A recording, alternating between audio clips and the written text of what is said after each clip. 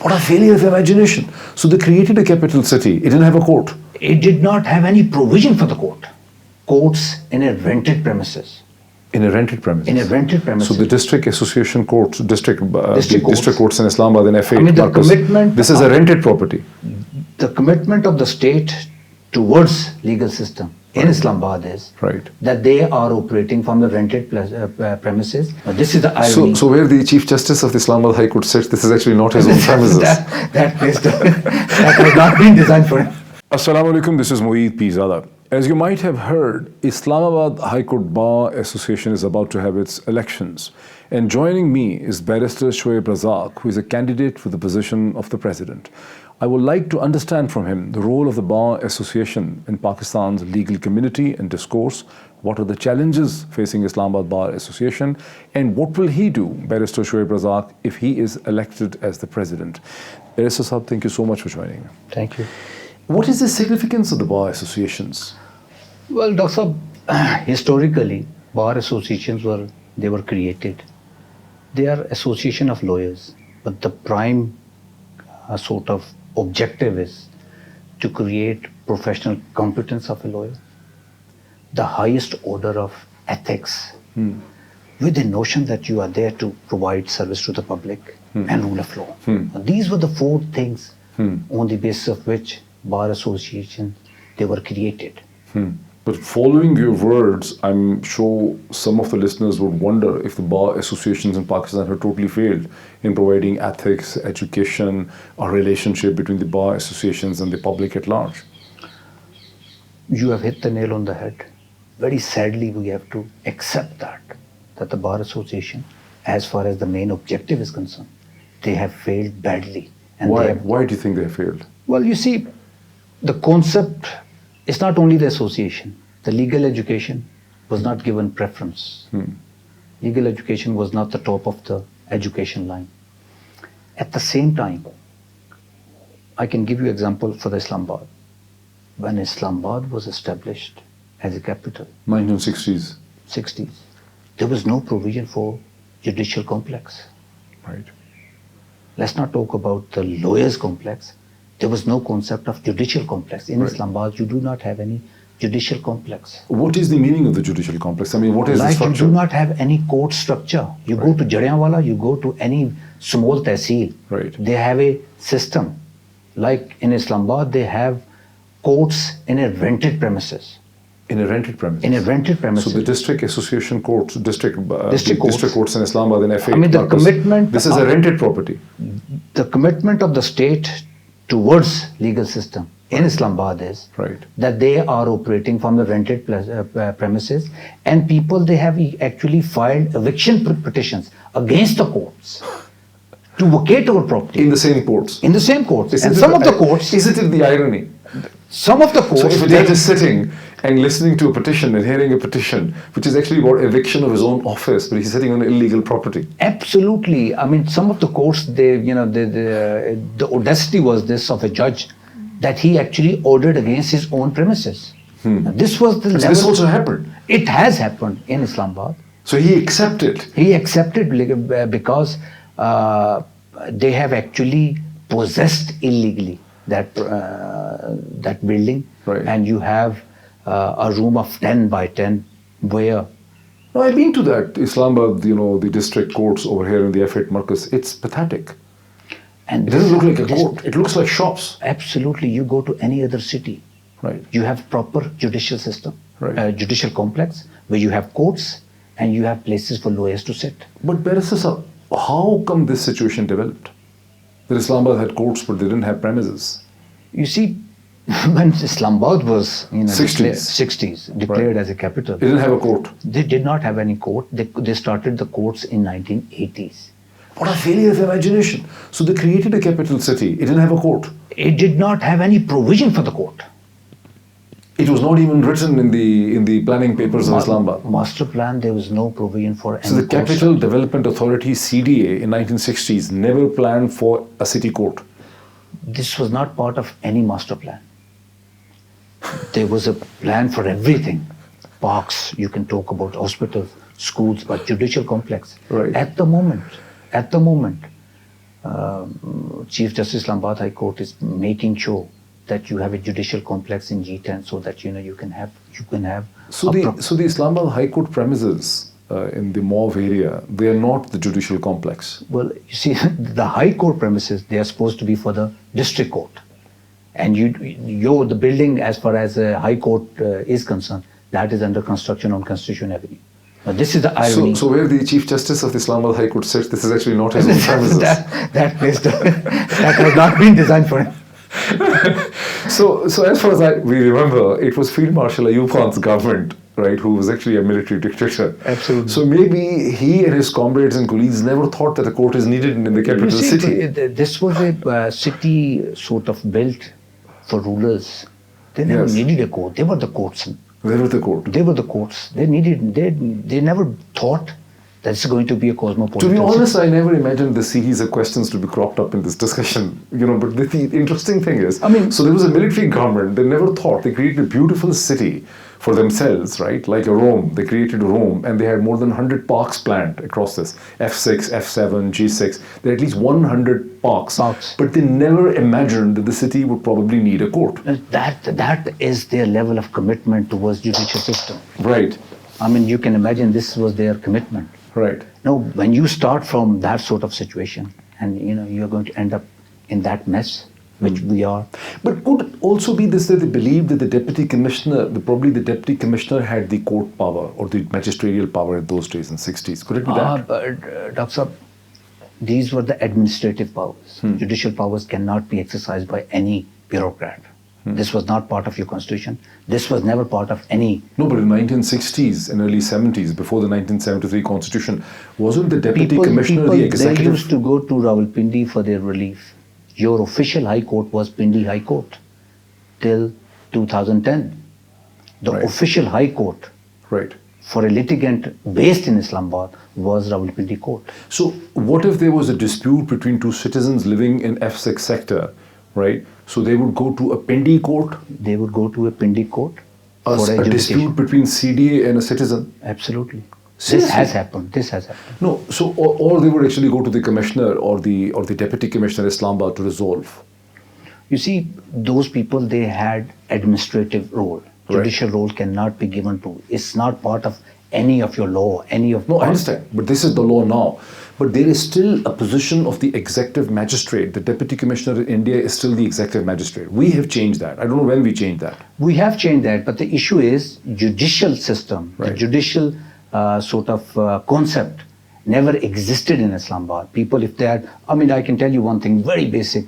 High Court was established in 2010. We used to go from here to Pindi, and most of the time we used to come back because there was no time for us to educate the matter. But that can be understood that Islamabad was a small city and they didn't have a high court, and the high court was Rawalpindi. Islamabad is not smaller than Jadianwala. Every tehsil, Mari tehsil, their judicial complex was built by Angrez, by the British Raj. So just out of curiosity, if Islamabad didn't have a court, Islamabad had a deputy commissioner who's probably had the executive magisterial powers and had a commissioner to whom he was reporting, and commissioner was also the head of the CDA. Can you imagine a criminal case adjudicated by administrative magistrate? No. This is precisely what my question is. What was happening in Lahore and Rawalpindi? If there was the executive magistrate also looking into murder cases and things like this? Absolutely not. Those people, they were asked to go to Pindi courts. It was never happening even in the British era? No. Everything so what was the role of the executive magistrate, the deputy commissioner? You see, they could have dealt with, I'm not sure with their role, but they could have dealt with very minor issues of administrative nature. But all the criminal contentious issues, they cannot be dealt with magistrate. Right. Mostly people, they used to go to Rawalpindi. Right. I'm telling you, as far as High Court is concerned, the decision has been made by district judiciary in Islamabad, and you are challenging that decision before Rawalpindi bench of Punjab High Court. Okay, now coming back to the present problem that the district courts are sitting in rented premises, the people whose property belongs to, they want the courts to leave them. They demonstrate against the courts. There are a lot of disputes, right? And the district court's premises are occupied by the High Court, and High Court doesn't have a premises. So what can you do if you're elected as a president of the bar? that was the issue. That was the issue legal community, legal fraternity is facing in Islamabad. Right. You have failed to provide them a very conducive environment Right. to operate. Right. Hence the role of bar associations. The main role of bar association is to provide you with some professional competence. If you do not provide them with a working environment, viable working environment, they cannot do their job of professional competence, highest level of ethics, or their commitment towards rule of law. Right. So bar association on sort of papers, Right. this was their job, but they did not have anything.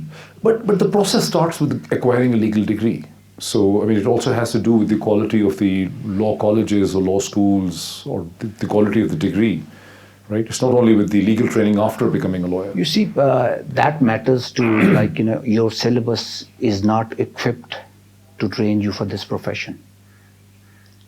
So how, you mean like the syllabus was insufficient or deficient even in the days before 1947, the British Raj? Absolutely. Or the situation has developed afterwards? I mean, I can compare that with Indian syllabus. Right. Indian syllabus, there is a part of drafting, there's a part of advocacy, there's a Right. part of ethics. Right. You check our syllabus, they just talk about basic statutes of law, and you are basically testing their memory capacity.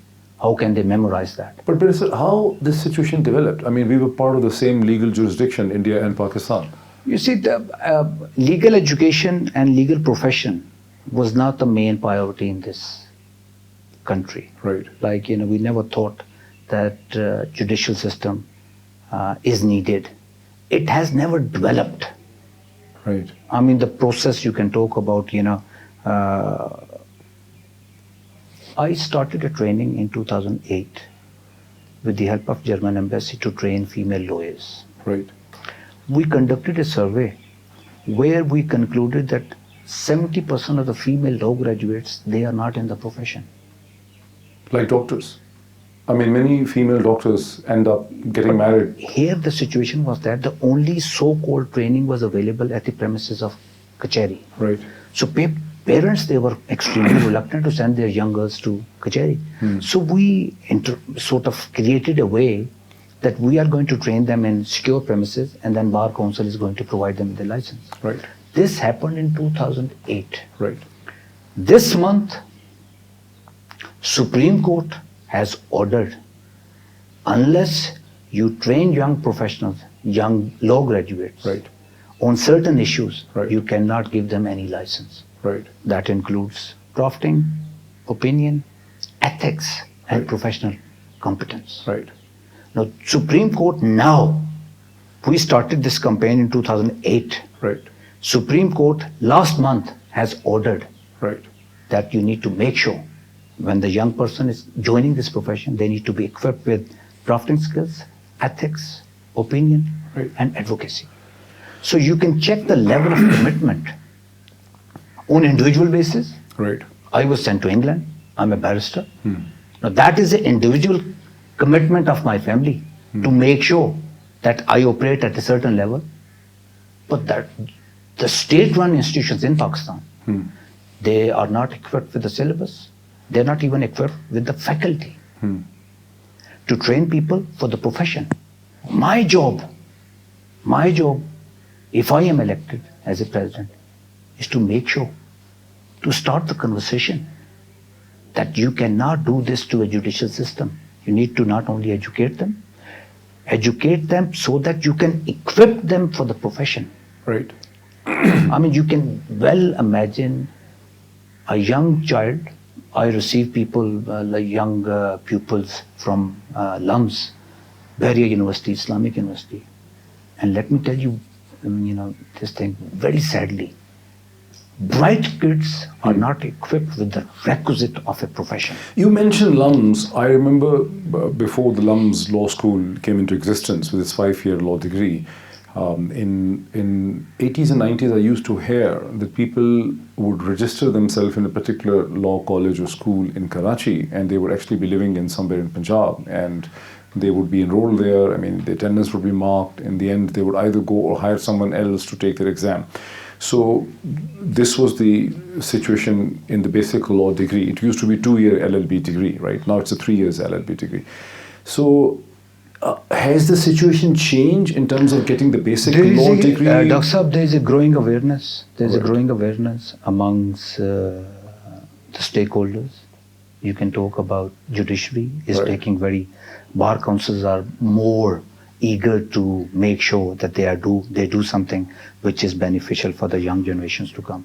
But it has happened. This is the level of commitment you had as a society and as a state towards judicial system. Right. Like people, I don't want to name it, but a lot of people, they did not have the degrees. Right.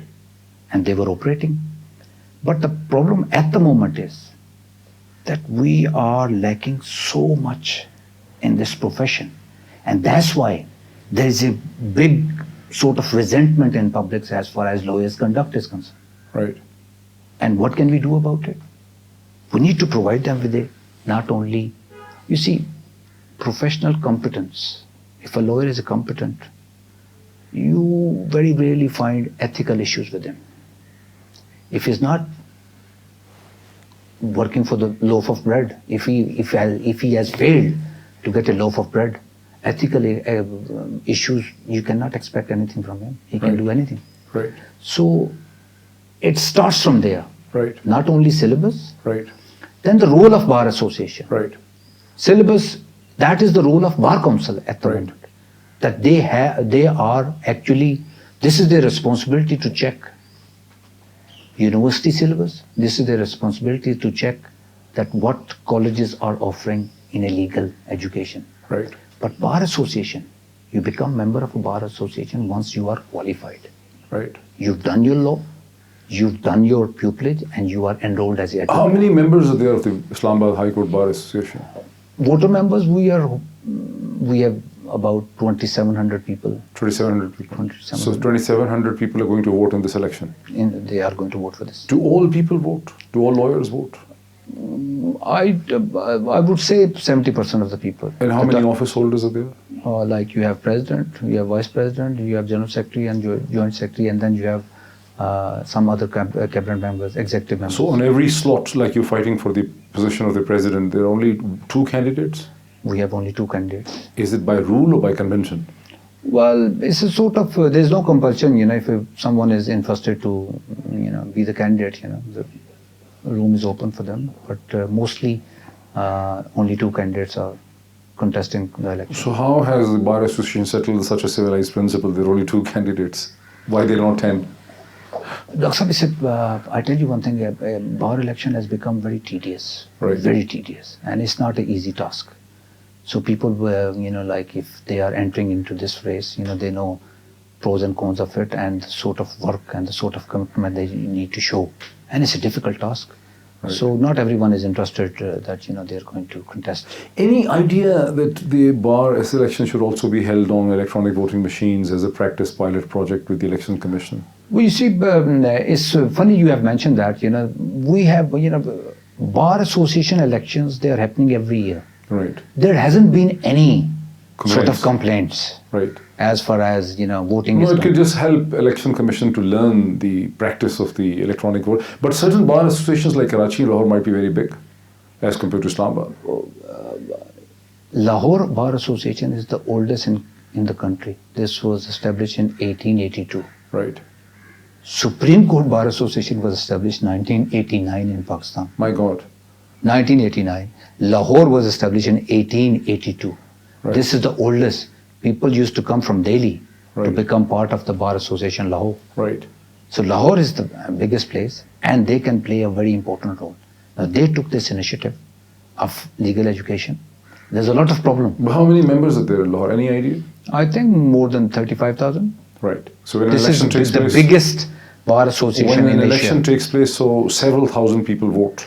And it's a very big issue. It's a very big issue in Lahore. I mean, my sort of contention is that as bar association members, we need to make sure that it has become a very difficult election. So in United States, for instance, the you get a license to practice when you take a proper exam for the New York bar, right? Which is a very prestigious exam. It's considered very difficult. Is there no concept of a competitive exam for the bar? Absolutely no. I mean, they have started that. You know, the basic education, and then, you know, you need to go for the test, and then interview is going to be conducted by some members of the Bar Council.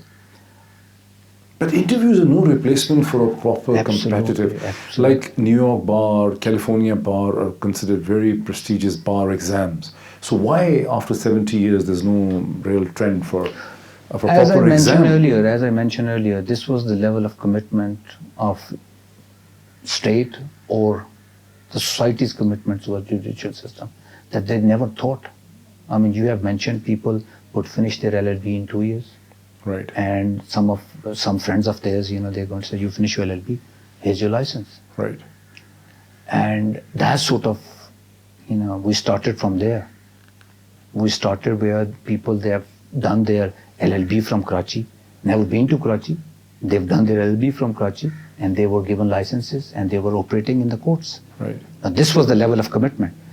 At the moment, things are improving, but there's a lot of work to do. So how can we launch an idea that larger bar, like for instance, there should be a proper exam like New York bar for Lahore and Karachi and other cities and Rawalpindi, maybe Islamabad as well. How can we launch that idea where people have to sit, I think every year or every 6 months, they have the right to appear in a license exam for the bar rather than just... They have started right now. They have started, but I want them to start for the High Court. Right. I want them to start for the Supreme Court as well. Right. I mean, the concept of interview, you know, you have worked, and, you know, some people, they are using the discretion to give you a license. Right. It's a very informal interview. Right. You know, you can be liked by someone, you can be disliked by someone. Right. But there is no genuine process where you can say, you know, you talk about New York bar, you talk about bar at law in England. Right. It's a very tedious course. So when I conceived this interview, I thought my first question will be that what will you be able to do, would you achieve for the Bar Association of the Lawyers? But we started in a very unstructured fashion, which became very interesting actually. So why do you want to fight the bar election, President? What would you do? You see, I have experience that, you know, young lawyers, they work very hard. The parents are very eager to see their young kids to become lawyers. There's no proper structure to train them for the profession. Right. Your young lad who's done his 3 years, 5 years LLB doesn't know anything about the profession. That was my main concern. But now you're also having University of London's lawyers. I don't know how many, but I see very bright kids. You see, University of London lawyers, you need to understand, LLB in England, in America. America doesn't have an LLB, they have JD. JD. So you finish your JD and then you go for the bar exams. Right. In Pakistan, you finish your LLB or JD as far as America is concerned, then you are entitled to license. Right. So there is no compulsory training course. Right. Which you need to follow before you can be enrolled as advocate. Where in UK they have a bar vocational course, bar BVC vocational or something. Course, and then there is a hurdle of pupillage. If you do not secure any pupillage, you cannot get any license. Right. So here, consequently, you're not equipped for the profession, and even if you are in the profession, you find it very difficult to make end meets. Right. You know, the issue is, I am campaigning for my election, and I've come across stories. Right. They are sad. People, they are in the profession, but they do not have that profession competence to attract clients. They cannot even draft a simple petition. So how you would expect someone to go to them so that they can deliver? Consequently, they're not professionally equipped. Ethical issues. So my job is, if I can't do anything, at least I'm going to start a conversation. Right. The second most important concept is, there's a growing resentment towards this legal profession. Judiciary, legal fraternity, bar, bench. Resentment and disappointment as well. I would say that. Resentment may be a strong word. Disappointment there. But is it from the lawyers or is it from the courts? You see, that conversation, I mean, I would love to have a conversation with the judge as a representative Right. of Bar Association. What can we do to improve the trust of public in our When you system? look at the social media commentaries, they're often directed as a disappointment from the courts. They do not dispense justice, are not strong enough, are weak, are being under pressure by the executive, by the military, by the bureaucracy. You seldom see the same. You see, there is reaction against the lawyers for violence and fighting and all this, but not for failure of the justice system. The failure of the justice system is... as a very humble lawyer, I believe that I have contributed in that mess as well. As a lawyer, I would say that. I would say that I am a main contributor. There are two pillars, bench and bar. They need to sit together and raise the issue. What can we do to improve the trust, the public trust in this judicial system? And that is the why lawyers in all over the world, they are part of every transaction. So that's, if there is a confidence in the judicial system, people are going to ask you to come and provide them with a service. So my issue is that not only logistical issues of providing with the judicial complex, provide them with a lawyer complex, but the most important is how can you bring the trust of the public in your judicial system? If that trust is not there and it is decreasing by every day, then you have no chance. My sort of contention is that this issue needs to be raised. This issue needs to be raised by the bar and bench, and they need to sit together and so that they can talk about it. So there are so many issues you possessed of as a barrister, as a lawyer, as a candidate for the office of the president of the Bar Association. So what are the main challenges you have identified for yourself, which is your commitment to the lawyers in Islamabad, that if you were elected with the vote, you will work on those issues? You only have 1 year. I think there is a growing awareness about the problems. You walk into any chamber in district court, they are aware of the problems. Right. My sort of issue is that we need to start working on it. I am not going to sit with the judicial officer to discuss the elevation of any lawyer into judiciary. I'm going to make sure what can we do to facilitate the public for the justice. We are two main pillars. This conversation never took place, Dr. Saab. So what is your number one priority then? My sort of number one priority is professional competence, which is the most important aspect of a lawyer life. Right. If he's professionally competent, you won't have any problem as far as his ethical issues are concerned. And he's going to devote his life for the rule of law. Right. So my commitment is to await the giant within legal fraternity, that you equip yourself with professional. And how are you going to do that? My sort of issue is, as I said, like I started this campaign in 2008. Right. A lot of people, bar association, bar councils, they do every now and then. But I am going to make sure that every young child, even the people who are in the profession, if they want to be equipped with the right sort of skills, right, my doors are going to be open, and I would make sure that bar association, I have a lot of people, they are more than willing to fund us for right, the training program. And they can be international institutions as well. They have already approached us. Right. When I started in 2008, I was very young.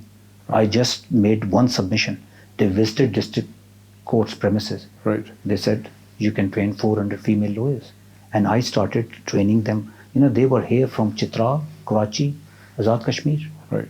And those 400 female lawyers, I am very proud of the fact we initiated that. Right. And after that, no training has happened. And most of them, this is very interesting, 64% of them, they are very good lawyers. District Judiciary, Islamabad District Judiciary, 100% participants. Right. They are joined District Judiciary. Right. Female lawyers. So my sort of contention is that I need to professionally equip them Right. And then they can open avenues for them. So it's a very complex political slogan which you're selling to the lawyers. Lawyers might have other issues on their mind, like building, accommodation. You're only talking of training them, improving the services. This looks like a more egalitarian thing. But they might like to elect a president which has to give them accommodation, the offices, the conveyance, better relationship with police. I think this is not the responsibility of state or bar association to provide them with any of the offices. Okay. This is not their responsibility. I never asked as a young lawyer, as a lawyer, I never asked anyone to provide me with the office. I have my own chamber. I started very on a very primary level. Right. The idea is you provide them with the logistical support. Judicial complex is important. They have worked very hard to get a lawyer complex, and that is going to, they will start that construction of that lawyers complex very soon. But my issue is deeper than this. If a lawyer is not equipped, you provide them with anything, Right. he's not going to be able to survive. If he's not equipped with the basic norms, Right. how to attract a client, how to convince the court, how to draft a petition, you provide them with the logistical support, you provide them with everything. You are creating beggars, you're not creating lawyers.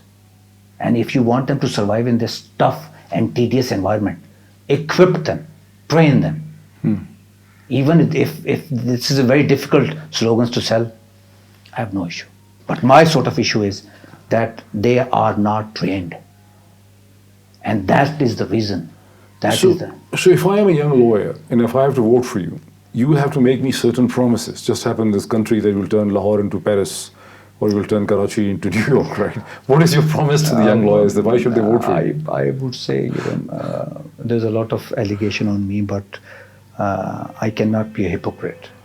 I believe I'm going to tell them this is the real story. I'm a very pragmatic man, very realistic man. I'm going to tell them this is one of the best profession in the world. Right. If you know your skills, no one can stop you. I love my life. I enjoy my life. Maybe you know better than other people. This is only because of this profession. I passionately believe in this profession, and I worked, and God has given me everything. Right. It's because of this profession. I was educated in England. I was called to the bar in England. It's been good 25 years. I was trained by Abdul Hafiz Pizada. MashaAllah. I tell you one thing, Dr. Saab. I'm a proud man. I cannot be so grateful to my providence. No, this I've seen, that you're very passionate about law and you're very articulate in the courts. But coming to the politics of the Bar Association, in this country, the general elections are held on biryani, payments to the voters. I mean, the voters are needed. Lawyers, of course. You have lawyers, a much smaller number, and they're educated people after all. I mean, they are the custodians of law. But general voters are bribed and seduced in many ways. The biradari system, the payment system, the votes are sold. So what really happens in the Bar Association? People vote for a president only on the basis of ITRs? This is what you're saying?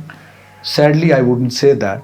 All the things you have mentioned, we are going through all that process. Right. So, the election is a different ball game. Right. We have to take care of that segment as well. But I believe, as a passionate lawyer, as a lawyer who has been given everything because of his profession, I would tell them. And I tell you one thing, Dr. Despite the fact that, they would be more than interested in a lot of lunches, a lot of dinners, a lot of other things. But they understand. They understand. And whenever I talk to them, are genuine professionals. They know that he is making sense. I tell them, I am enjoying myself. My family is enjoying myself. I want you to enjoy yourself.